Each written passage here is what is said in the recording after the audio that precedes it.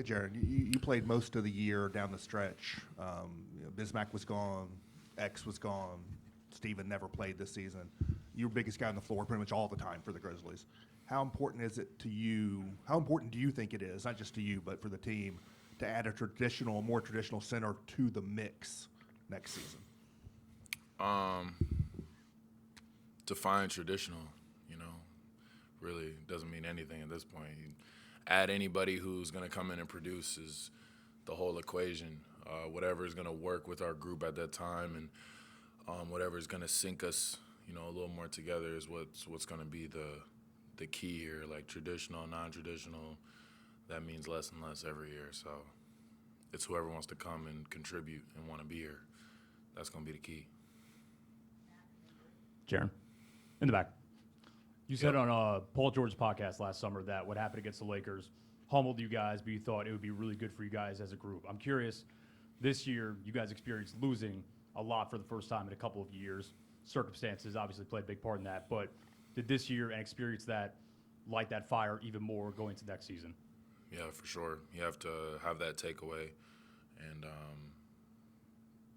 just remember everything that happened, be able to process it the right way so you can use it as energy and motivation. There's probably no more added needed motivation from forever based off this year and the year prior. So we don't even need that anyway. It's just extra. So I feel you though. You and John, Des, obviously the core of this team now all on major deals. How much do you anticipate working with them this offseason when they're able to get back on the court? And I guess how do you feel still about the core of this team and the opportunity to win a championship in this window where you guys are all signed? Yeah, we've been with each other for a while now, and we know what we can do when we're all out there. So I think we have a lot of confidence in that aspect, but we know that we also have to take our games to a new level to be able to win in the postseason as a unit. It's not enough to just be able to win all these games in the regular season or be a top 4 seed and, go out in the first round. It's just not enough. It's not acceptable anymore. So I'm looking forward to a summer of work, when I'm around them, when I'm not around them, whatever. We're always in communication about what we're doing. We always just getting on each other, pushing each other to work out. Like everybody's working out every single day. No one ever misses a day around here. And if anybody ever thinks about missing a day, everyone's gonna get on each other about it, and it's usually pretty funny. But in reality, that's kind of like what you need. Like it's really a competition. Like it's funny. It happens all the time. Like if Des sees me coming early one day, he wants to come in earlier the next day. I want to come in even earlier than him. I'm texting the staff trying to, find out when Des is coming in. Sneak Des coming in earlier than Des. I saw his workout was 10 minutes longer than mine. Scheduled. I called him. I'm like, why is your workout longer than mine? Stuff like that. 12's in here every single day. 12's on the bike for no reason. You know what I mean? Like, not no reason, but for no reason. He's going to work out for no reason. Around guys who just psychos, man. There's nothing else we know. There's nothing else we want to do. There's really nothing else. We tried to do other stuff. So we tried hobbies. It didn't work. You know how it is. Hey, Jaren, you probably had your best overall consistent game for the longest stretch of the season this year. What can you do to build on that to take you to another level next season?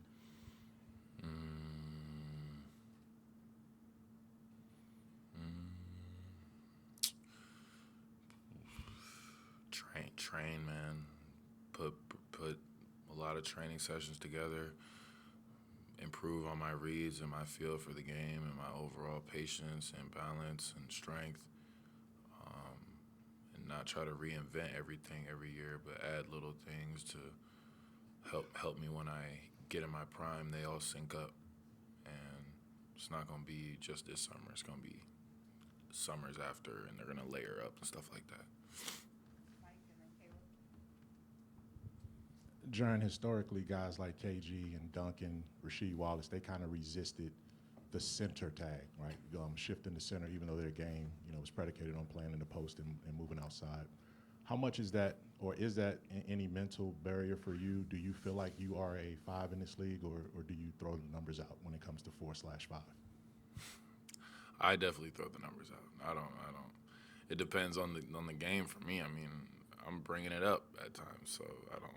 You know what I mean? If you're getting it in off the inbound, there's versatility and there's stretch bigs, and then there's getting it off the inbound and bringing it up and running a play. So I mean, there's just differences. I don't think the game will ever go back to that. I mean, you see a lot of bigs on what they're doing. They're pulling from half, and they're 7-4. So like, you know what I mean? Like it doesn't.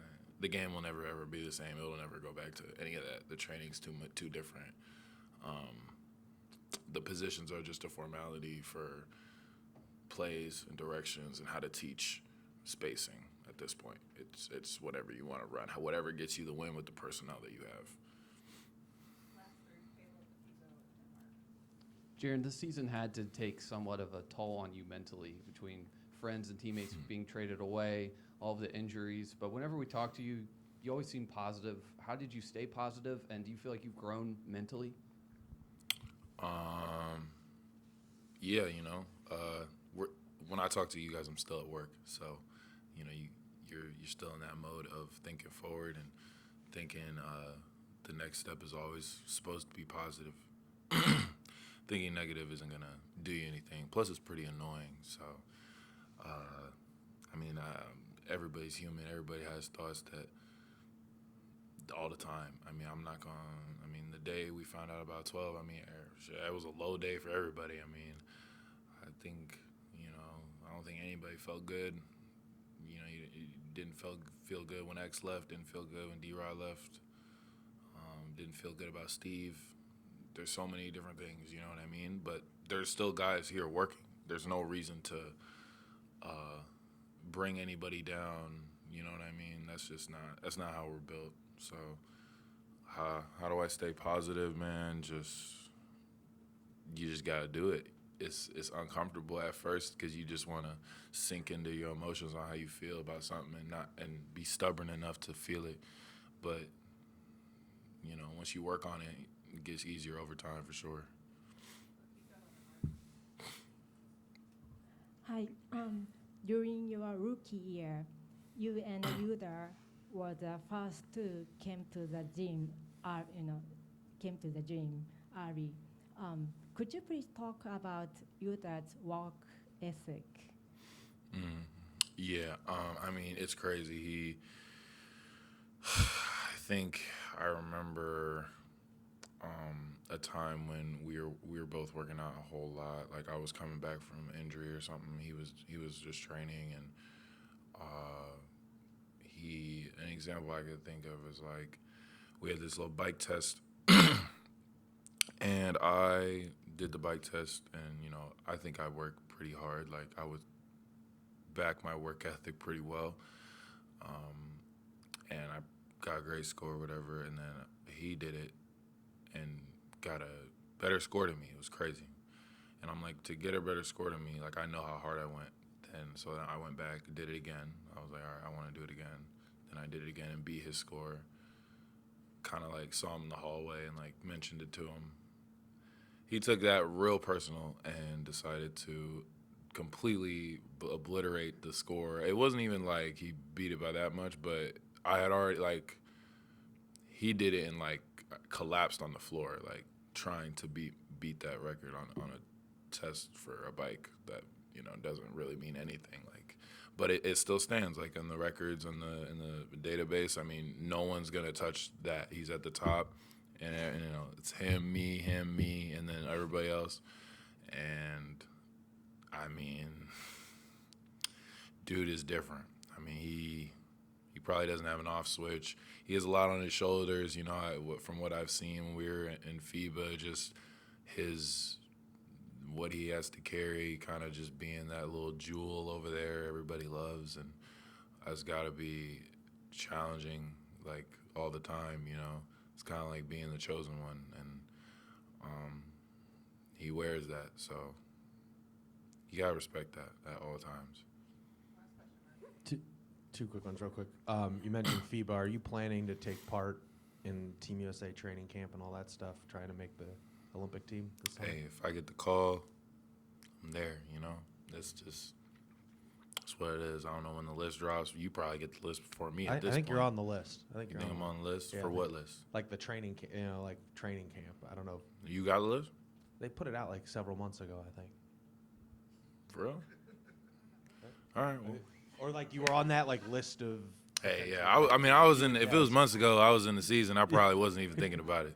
To be fair, Yeah. you talking about the finalist list? Yeah, the finalist list. Stop getting my hopes up, man. Okay. It's a different list. If my right. phone's not ringing, like I got Grant, I got Steve, I got Spo, everybody. I just spent a whole summer with these dudes. All right. They know where I live.